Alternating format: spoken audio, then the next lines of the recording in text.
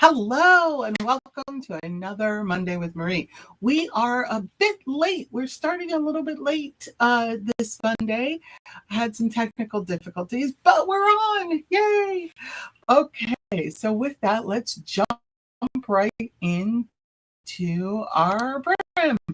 So today we have a few questions. Let me pull those. Pulling the questions. This is what happens when you have like technical difficulties and everything goes wrong with your technology. So you kind of have to wing it a little bit today.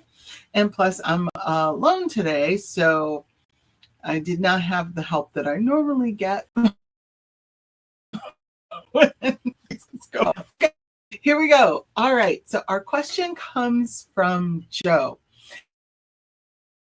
And Joe writes, hey, I'm curious about how I can get my team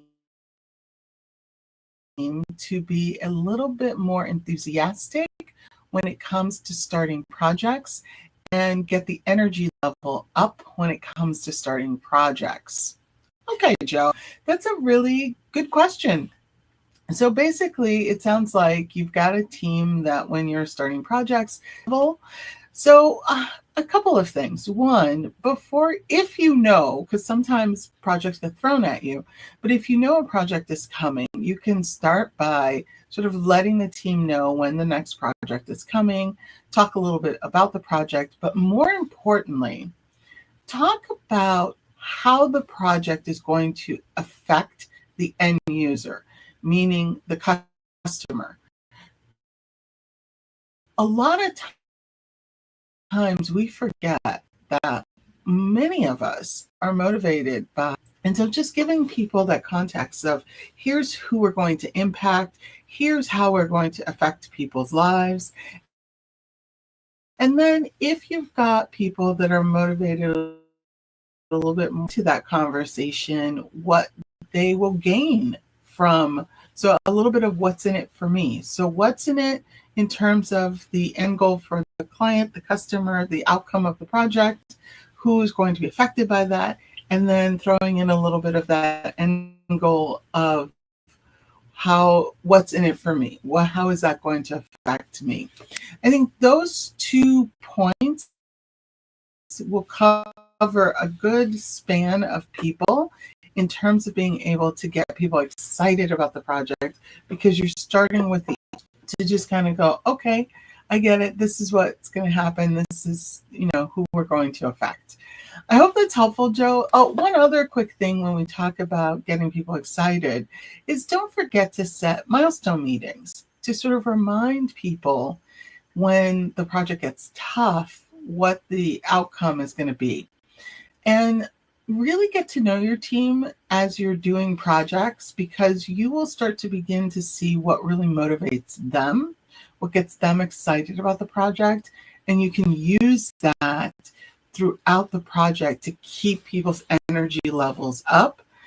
And occasionally, it doesn't hurt to have a little pizza party or ice cream social or something that fits your team when they're in the slump, right?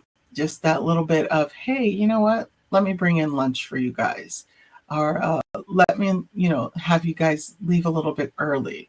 Something that helps them sort of stay in that momentum, get them excited about the project, and helps them realize that you see them. That is really the key, is that we forget that our teams basically want to know that you value them, that you see them, that you hear them, and that you actually care about them. And hopefully those will help you, Joe, in figuring all of that out. Okay, so let's jump into our next question. We're moving along on the question front. We are. Well, maybe we're not. Hold on. I'm trying to find the questions, and it's a little bit challenging. Move along those questions. Stay with me, people. Stay with me. Okay, here we go. Our next question is from Karen, and Karen wants to know. Let's see. Okay, Karen says, hey, my question is around building a business. Okay. I'm struggling right now in terms of being able to find clients, and I'm having a bit of a slump.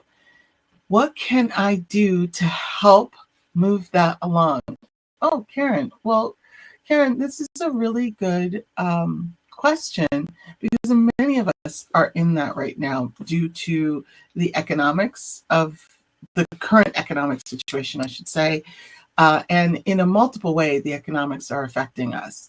One, they're affecting our clients and our customers because they're also in that slump and they're also not sure where they want to spend their money. Two, they do want to spend their money, but they are afraid to spend their money. They have the money to spend, but they may be a little bit concerned about spending the money because they don't know, the uncertainty of tomorrow. Or three, they are like, caution to the wind. I don't care. I'm going to spend money. And obviously, like, hey, how do I find that third client? Well, part of it is you do have to put yourself out into the world and network. It's that old fashioned picking up the phone, calling people, networking with them. So think about the list of people that you've worked with in the past, to think about the list of people that you are connected to. Sometimes we're afraid to talk to friends and family because we don't want to bother people. But remember why you started your business. And your business was because you wanted to help people do whatever it is that you do. And you're not being a bother. It's about picking up the phone, having that great conversation, and you're, again, not bothering people, you're helping them.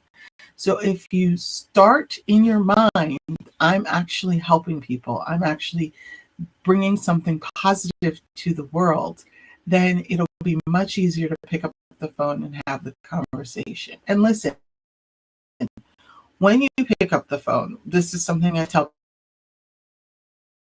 people all the time. Don't expect with them. That's the whole point. Reconnect